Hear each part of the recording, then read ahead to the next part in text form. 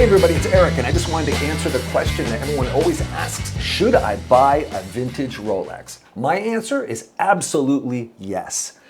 With the caveat that you're buying the seller, not the watch. It's really important. So I'm going to show you some Oyster dates here, and they're from Exclusive Jewelers, 195 Canal Street, which is here in Little Italy, and David and Eli. I'll put the information down in the description below. You can contact them. It's different when you're talking to someone and you can have a rapport and trust and you're buying a watch. So I highly recommend that over going to eBay and those type of things. Anyway, I wanted to talk about size and those type of things and the entry-level Rolexes that you can get because the risk to reward is very little. Anyway, if you like this kind of content, please like and subscribe. Thanks. Okay, so take a look at these beauties. So I believe the reference is 6694s for all three of these, but I'm not here to talk about reference numbers and all those kind of things. The basic idea here is, as I said, should you buy a vintage Rolex?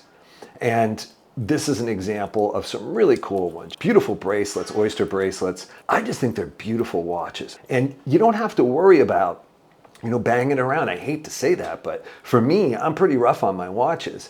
And these watches, they're little tanks. I just think they're great. I think the risk to reward is fantastic with this watch. Anyway, I'll show you some of them on. And then I'm going to tell you something in a minute about these watches that might surprise you. It's a beautiful watch. And I know that a lot of people, they're into 40s and those type of things. Let me tell you something. You know that Tudor went down to 37. I have no issues with 36s. I have no issues with 34 even. But these watches are beautiful. Look at that. That's outstanding. Great watches. I'll put on another one. So, they're great watches. The thing that I wanted to tell you about this watch and these watches, all that you're looking at, these are all 34 millimeters. So I know I lost a lot of people right there. Yep, they're 34s, and I have no issue at all. I have a 7-inch wrist, and I have no issue at all of wearing these watches. I think they're super cool, and a lot of people that are into vintage watches have real respect for 34s, 36s.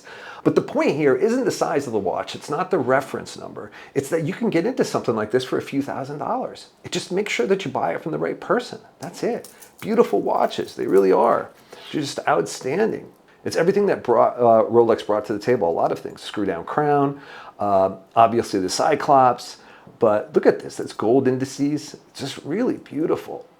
Beautiful. And depending on the age, obviously there's rivet bracelets or not, but these are just beautiful watches. And it's really to answer that question. Should I buy a vintage Rolex? Yes. Just buy it from the right person.